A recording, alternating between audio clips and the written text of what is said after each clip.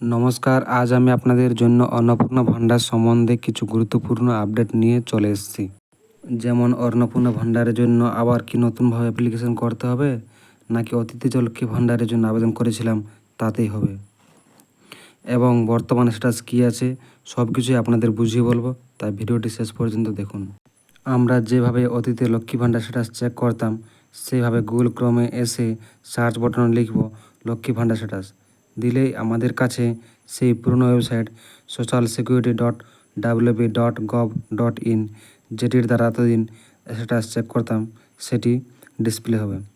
অতএব এর দ্বারা বোঝা যায় যে যারা আগে থেকে লক্ষ্মী ভাণ্ডার পেয়ে আসছে তাদের নতুন করে অ্যাপ্লিকেশন করতে হবে না। ওয়েবসাইটটি বর্তমান সরকার নতুনভাবে রূপান্তরিত করছে এবং সমস্ত এলিজিবল পশ্চিমবঙ্গের মহিলা নাগরিকদের ডাটা ট্রান্সফার করার কাজ চলছে।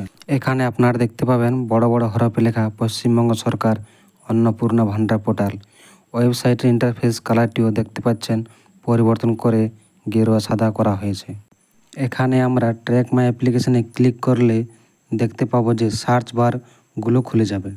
এখানে আগের মতোই পুরনো অ্যাপ্লিকেশন আইডি, মোবাইল নম্বর, আধার নম্বর এবং অ্যাকাউন্ট নম্বর দিয়ে সার্চ করা যাবে। তো বন্ধুরা, আমি একটি মোবাইল নাম্বার দিয়ে সার্চ করে দেখলাম, কিন্তু কোনো স্ট্যাটাস পাওয়া গেল না। হয়তো ডাটা ট্রান্সফারের কাজ শেষ হলেই আমরা সমস্ত কিছু চেক করতে পারবো। আগামী দিনে যে সব আপডেট আসবে আমি আপনাদের জানিয়ে দেব, তাই ফলো করে রাখবেন। ধন্যবাদ।